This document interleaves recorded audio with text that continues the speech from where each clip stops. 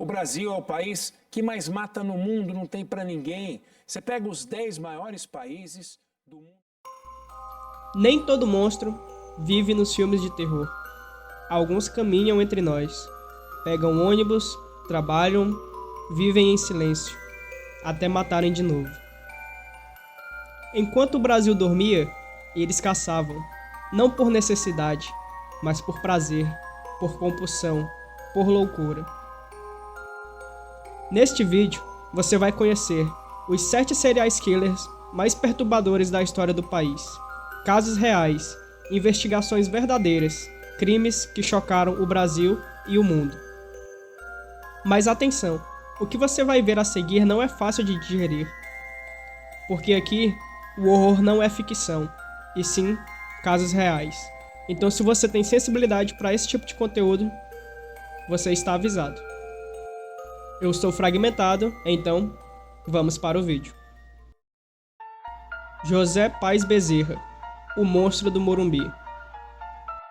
Entre os becos da cidade grande, um homem caminhava em silêncio, atrás de vítimas que jamais seriam encontradas com vida. José Paes Bezerra nasceu em 1945, no Ceará, mas seus crimes se espalharam por São Paulo e Rio de Janeiro, atuando entre 1966 e 1971.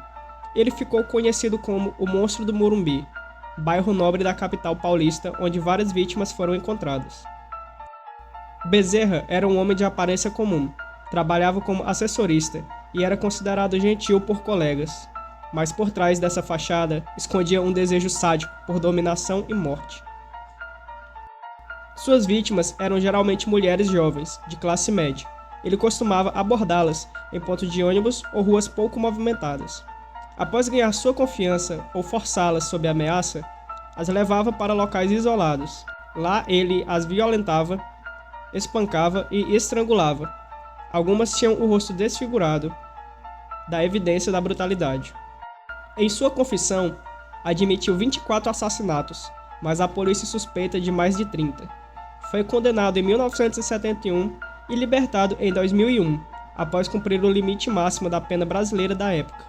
Desde então, vive sob nova identidade, e sua localização atual é desconhecida. Pedro Rodrigues Filho, Pedrinho Matador. Nem todo serial killer escolhe inocentes. Pedro Rodrigues era juiz, carrasco e executor, tudo ao mesmo tempo. Nascido em 1954 em Santa Rita do Sapucaí, Minas Gerais, Pedro Rodrigues Filho teve uma infância marcada por violência doméstica. Segundo ele, foi espancado pela mãe ainda no ventre. O pai chutava sua barriga durante as brigas.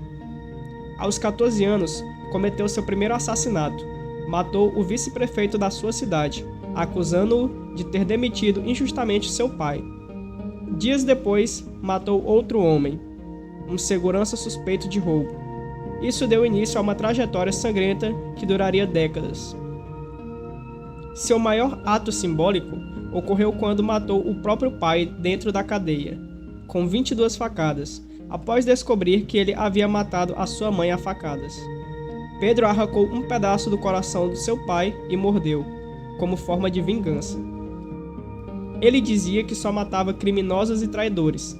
Entre as grades, eliminou diversos detentos, acumulando mais de 100 assassinatos, 47 deles apenas enquanto preso. Foi libertado em 2007, tornou-se figura pública no YouTube, onde falava sobre crimes e arrependimento, mas em março de 2023 foi assassinado com 13 tiros em Mogi das Cruzes, numa execução que chocou seus seguidores. Marcelo Costa de Andrade, o vampiro de Niterói.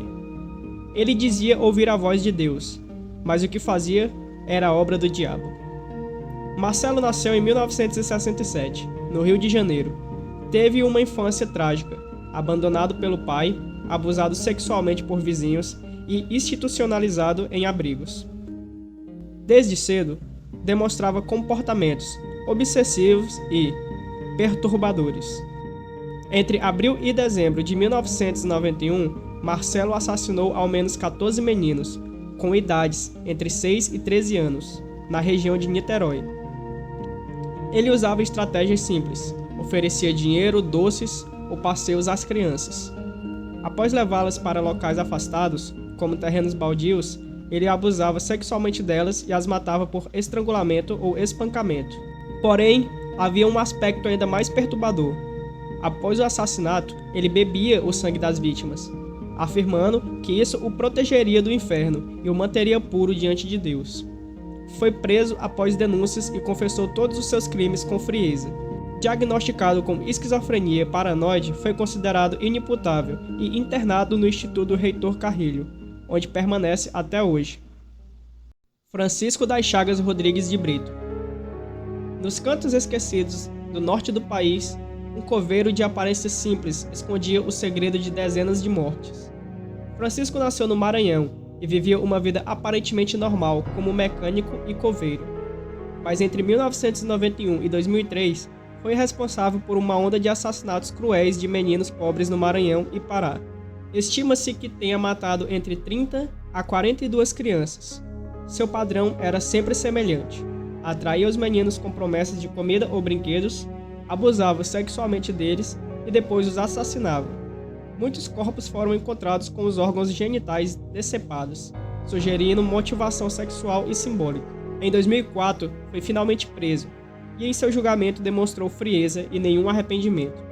Recebeu múltiplas penas que somam mais de 100 anos de prisão, e está detido até hoje, sendo considerado um dos piores assassinos em série da história brasileira. Francisco de Assis Pereira, o maníaco do parque. Ele prometia fama, mas entregava mortes. Francisco atuava em São Paulo em 1998. Com boa aparência e discurso convincente, se passava por olheiro de uma agência de modelos. Abordava mulheres em estações de metrô, praças e shopping centers, sempre oferecendo sessões fotográficas e contratos falsos. Levava as vítimas até o Parque do Estado, na Zona Sul, onde as violentava e matava. Usava golpes precisos no pescoço e facadas. Os corpos eram deixados em mata fechada, dificultando a sua identificação. Ao todo, 7 mortes foram comprovadas, mas ele confessou mais de 10. Dezenas de mulheres relataram ter sido abordadas e conseguido escapar. Foi capturado após uma ampla cobertura da imprensa, e seu rosto estampou os jornais do país, condenado a mais de 250 anos de prisão, e segue encarcerado em São Paulo. Tiago Henrique Gomes da Rocha. Não havia rosto, nem motivo, apenas uma moto, uma arma e a vontade de matar. Tiago nasceu em Goiânia e teve uma infância marcada por abusos e negligência. Em 2011, iniciou uma sequência de assassinatos aleatórios que só terminaram em 2014. Armado com um revólver e montado em uma moto preta, Tiago saía pelas ruas e matava suas vítimas com tiros a queima-roupa. Escolhia alvos aleatoriamente: mulheres, moradores de rua, homossexuais, casais em praças. Chegou a escrever uma carta confessando 39 assassinatos. Dizia sentir uma pressão interna para matar, como se fosse uma compulsão. Foi preso após ser identificado por câmeras de segurança e delações. No interrogatório, falava com frieza. Recebeu penas que ultrapassam 600 anos de prisão e está detido até hoje. Lázaro Barbosa de Souza. Durante 20 dias, o Brasil assistiu a uma caçada cinematográfica, atrás de um homem que parecia um fantasma no mato. Lázaro Barbosa ficou nacionalmente conhecido em junho de 2021, após cometer uma chacina brutal em Ceilândia, Distrito Federal. Matou uma família inteira, pai, mãe e 2 filhos, e iniciou uma fuga pelas matas do entorno de Brasília e Goiás. Durante a perseguição, Lázaro invadiu casas, fez reféns, trocou tiros com policiais e chegou a se alimentar do gado das fazendas que encontrava.